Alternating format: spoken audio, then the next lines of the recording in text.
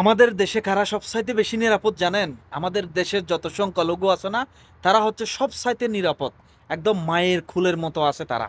তাদের বিরুদ্ধে মনে করেন যদি মুসলমান কোনো একটা ভুলবশত বা জেনে শুনে হোক, যেভাবে হোক, রাজনৈতিক ইস্যুতে হোক, করে বসে, তখন সেটা কিন্তু অনেক বিশাল হয়ে যায়। কিন্তু মুসলমানের ক্ষেত্রে সেটা কিন্তু হয় না। এই যে দামি অস্ত্র হাতে নিয়ে যে যে ব্যক্তিটা ভাইরাল হয়েছিল, আমি মনে করি এটা একটা অপরাধ।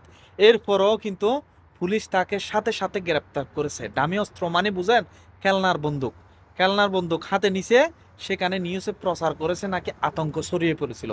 কিন্তু আমরা ভিডিওতে কোথাও আতঙ্ক হয়েছে এরকম কোনো ভিডিও আমরা দেখি নাই। এরপরও যাই হোক, সে অন্যায় করেছে, অন্যায় শাস্তি পাবে।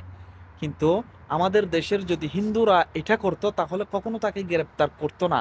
এই যে দেখেন, আমার হাতে আছে, অস্ত্র হাতে নেওয়া মানে অপরাধ। যেটা যে হোক, যে ধর্মর হোক না কেন, অস্ত্র হাতে নেওয়া মানে অপরাধ, আইনগত অপরাধ। কিন্তু হিন্দুর বেলায়, বুদ্ধর বেলায়, খ্রিস্টানের বেলায় কিন্তু ছাড় আছে আমাদের দেশে। কিন্তু মুসলমানের বেলায় কোনো ছাড় নাই। এটা কেন, কি জন্য হচ্ছে আমি জানি না। এরপরও দর্শক, আপনাদের মতামত থাকতে পারে, কমেন্ট বক্সে জানিয়ে যাবেন। ভিডিওটা সর্বোচ্চ শেয়ার করে দিবেন। ধন্যবাদ।